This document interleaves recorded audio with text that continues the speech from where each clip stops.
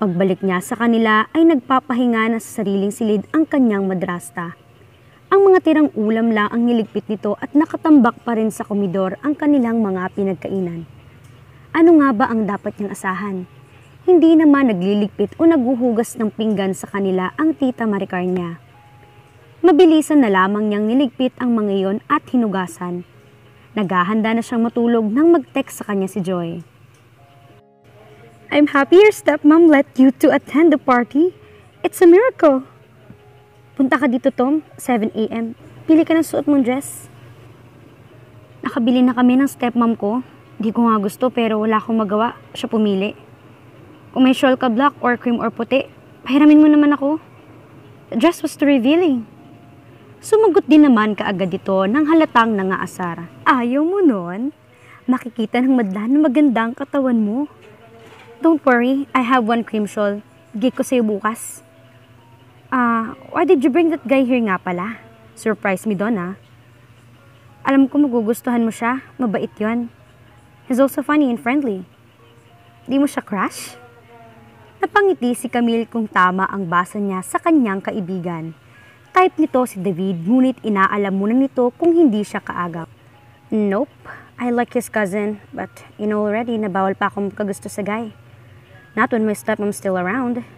Reply pa ni Camille. Ayaw mo pa kasi sundin advice ko sa'yo na umalis ka na dyan. Sabay ka na lang sa akin na pumunta sa Manila, doon tayo work sa company ng tita ko. Mula nang makatapos sila sa kolehiyo ni Joy ay pinipilit na siya nitong umalis sa kanila. Naaawa na marahil ito sa ginagawa sa kanya ng kanyang madrasta. Ngunit pirmi naman siyang tumatanggi sa suhestyon nito. Kapwa ng lalaki ang kanilang mga mata ng babaeng napagbuksan ni Camille kinabukasan ng umaga. Inakala niyang sumunod sa kanya si Joy. Matapos niyang sumaglit sa bahay nito upang kunin ang hinihiram na shawl. Wala pang 3 minuto siyang nakapasok sa kanila nang may kumatok.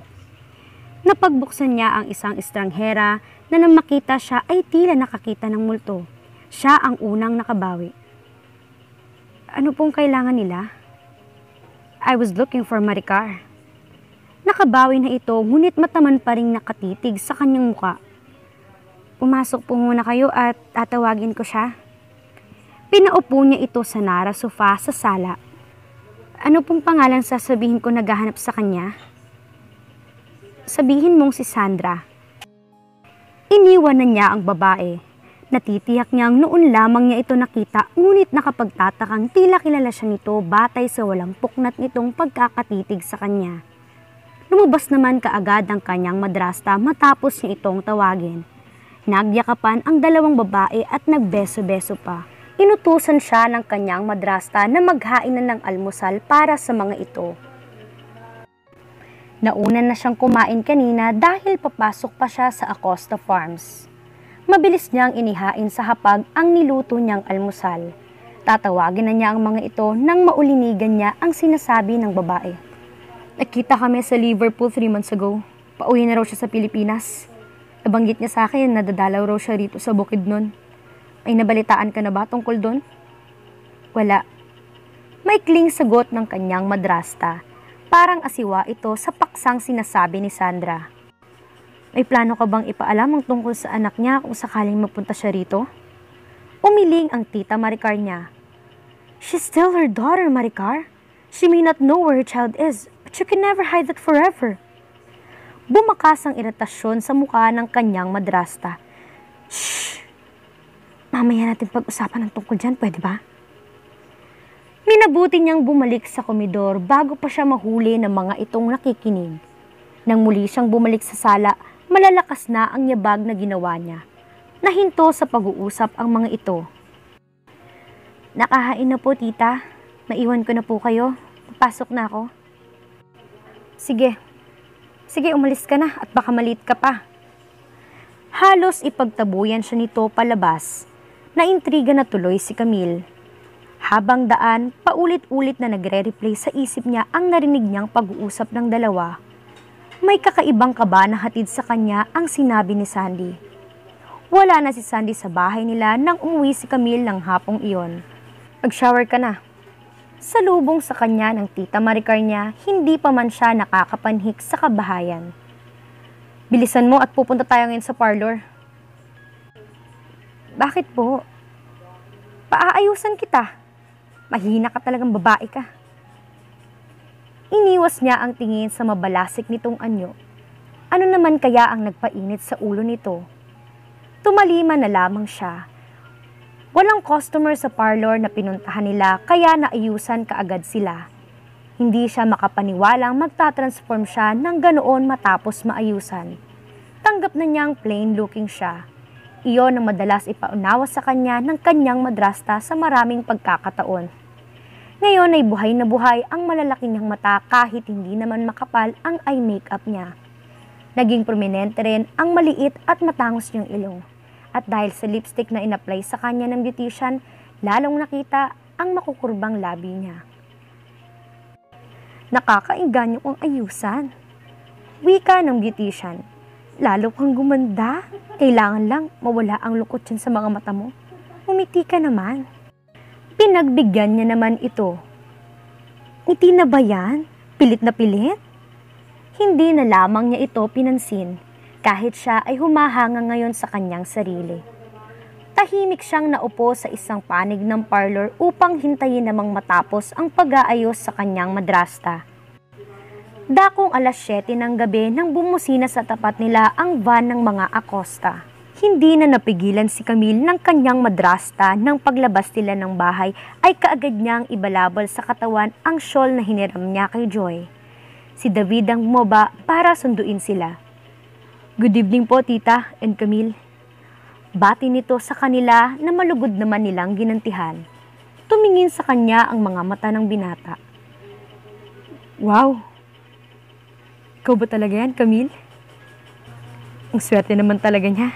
Kunway himutok nito. Tinawanan lamang niya si David. Tayo na? Dadaan pa tayo kina Joy? Okay, sige.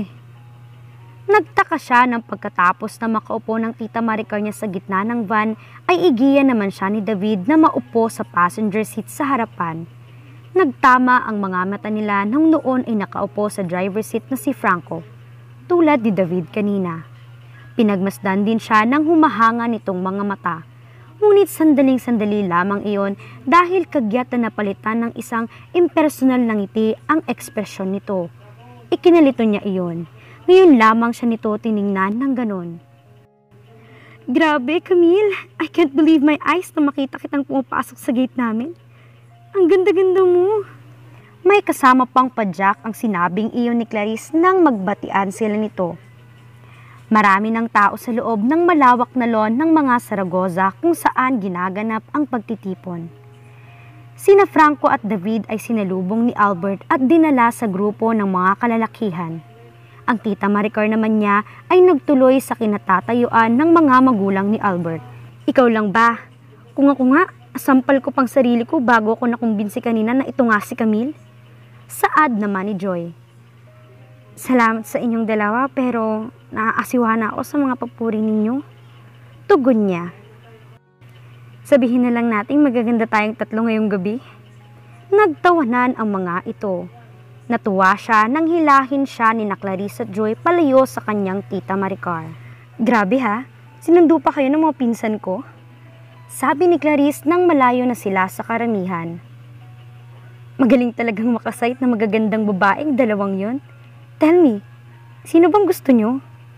Inismiran ni Joy ang mapanudyong tingin ni Clarice. Friends lang po kami ng mga pinsan mo.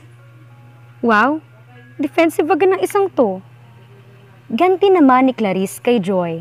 Sabay kindat sa kanya. Siya na ang binalingan nito. Sabihin mo nga sa akin kung totoong sinasabi ng isang to o pa-deny effect lang. Well, David likes her. Iyon ang tingin ko. Anyang natatawa na rin. Magka-vibes na nga sila agad. Really? Paano nung Kuya Albert ko? Biglang namula ang mukha ni Joy. Nagkatinginan naman sila ni Clarice. Pigil ang tiling nakipag-holding hands ito sa kanya. Grabe! The feeling is mutual. How about you?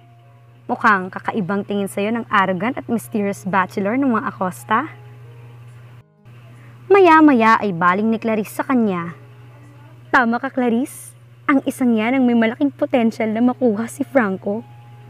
Nanunukso namang saad ni Joy. Really? Sabi naman ni Clarice na lalong na-excite. Kwentuhan niyo naman ako. Well, promoted na si Camille bilang assistant ni Franco. Ang bilis ha. Another one, gusto rin ng pinsan mo na laging kasama si Camille. At isa pa, inunahan ni Franco si David na yayain ng kaibigan natin dito sa party niyo. Napapalatak naman si Clarice. Pinapahanga talaga ako ng isang yun. Imagine, ngayon lang sumulpot dito sa bukid nun at nakahanap agad ng prospect niya. Ang bilis pang trumabaho. At may isa pa. Patuloy na pambubuko sa kanya ni Joy. Their feelings were mutual at... Camille, napigil ang sasabihin pa sana ni Joy sa pagtawag na iyon ng kanyang tita Maricar. Nawala ang ngiti sa kanilang tatlo. Bakit po, tita? Anong bakit? Kanina pa kita hinahanap. Gusto kang isayaw ni David. Nakita niya sa sulok ng kanyang mga mata ang lihim na pagtitinginan ni na Joy at Clarice. Halos hilahin siya ng kanyang madrasta patungo sa kinatatayuan ni David. Hey, bakit parang malungkot ka? Pilit nang initian ni Camille si David habang kasayaw siya nito. Batid niyang hindi siya nito hinahanap para isayaw. Alam niyang ang madrasta niya ang naglagay ng ideyang iyon sa kanila. Nahiya na kasi ako sa kinikilos ni Tita Maricar. Halos literal na kung ipagtulakan niya tayo sa isa't isa. I don't mind. Nakangiting sagot naman ito. But I do. Yeah, para na gusto akong saktan ni Franco na makita niyang lapitan kita at isayaw. Hindi naman yan ang ibig kong sabihin. Nagiinit na ang mukhang saad niya habang lihim na pinagagala ang mga mata upang hanapin ng pinsan nito. Alam ko naman, Camille, but I like you. Pero kung si Franco magiging maswerte sa'yo, okay lang sa akin. Gusto ko pa rin maging kaibigan ka. Look, David, you're a nice guy at magaan ang loob ko sa'yo. Pero hindi ko gustong pinagtutulakan ako sa isang lalaki. Kahit sino. Kahit pa kay Franco? Hindi kaagad siya nakasagot dahil nakita niya ang pinsan nito. Seryoso ang tingin sa kanila. Hindi naman niya mabasa kung ano ang naglalaro sa isip ni Franco. Hindi ka makasagot? Ang swerte talaga ng pinsan kong yun. Hindi naman sa ganun. Shh! Huwag ka nang tumanggi, Camille. I know defeat when I step on one. Ngumiti na ito. Okay lang sa akin. Pinsan ko naman siya. Naghahagilap pa siya ng isasagot nang pagpihit nila ay ibinibigay na ni David ang kamay niya sa pinsan nito. Sa pagsasayaw nila, nagawa na pala nitong igiya siya sa kinatatayuan ni Franco nang hindi niya nalalaman. Your turn, Franco. Wika pa ni David bago sila iwan. Automatikong lumapat ang malalaki nitong kamay sa kanyang baywang. Kahit asiwa, napilitan na rin siyang ilagay ang mga palad sa magkabilang nitong balikat. You're beautiful. Saad nito habang nakatitig sa kanya. Kanina ko pa gustong sabihin yun pero ayaw humiwalay ng ibang tao sa'yo. Para siyang nilulunod ng intensidad ng tingin nito.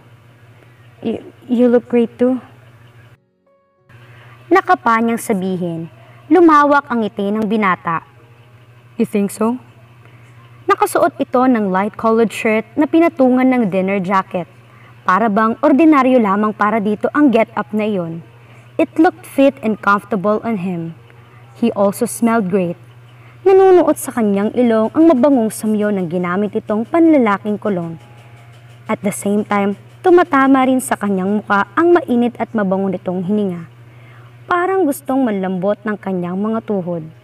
Ngayon lamang niya nararanasan ang ganitong pakiramdam. Bakit hindi niya ayon maramdaman kanina sa mga bisig ni David, gayong mabango rin naman ang binata?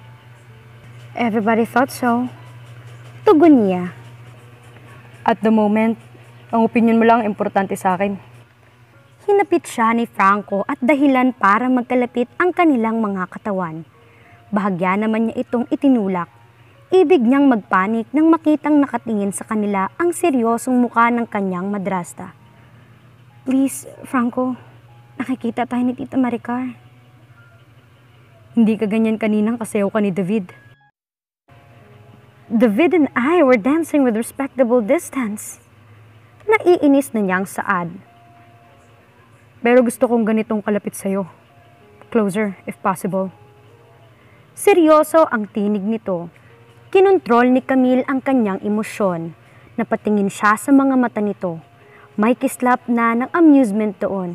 Nagbawi siya kaagad ng tingin. Please, Frank. Sarap na magpakinggan ng nickname mo sa akin.